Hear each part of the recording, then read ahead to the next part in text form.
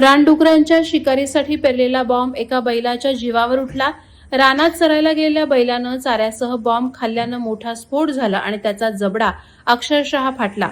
मुरुडच्या वावडुंगीत ही घटना घडली। या अपघातामुळे बैलाच्या जबड्याच्या चिंधड्या उडाल्याने जनावरं चरायला सोडावीत की नाही अशी चिंता शेतकरी आणि पशुपालकांमध्ये व्यक्त होत आहे। मुरुड तालुक्यातील वावडुंगी वरचीवाडी येथील शेतकरी मधुकर भुवड यांच्या मालकीचा बैल रानात चरायला गेला होता। चरताना चाऱ्यासोबत तोंडात बॉम्ब आल्याने त्याचा स्फोट झाला आणि बैलाचा जबडा फाटून तो गंभीर जखमी झाला। शेतीच्या मोसमात आपल्या बैलाची अशी अवस्था बघून मधुकर भुवड यांनी अक्षरशः हंबरडा फोडला। या पार्श्वभूमीवर पोलीस आणि वन विभागाच्या भूमिकेवर प्रश्नचिन्ह उपस्थित करण्यात येत आहे। वारंवार तक्रारी करूनही ठोस कारवाई होत नसल्याने शिकारी मोकाट फिरत असल्याचा आरोप शेतकऱ्यांनी केलाय। उद्या एखादा माणूस किंवा लहान मूल या बॉम्बचा बळी ठरल्यास जबाबदारी कोण घेणार असा संतप्त सवाल नागरिकांकडून उपस्थित केला जात आहे। या प्रकारावर तातडीनं कठोर कारवाई करण्याची मागणी जोर धरत आहे। वादळवारा लाईव्हसाठी संतोष हिरवे, मुरुड।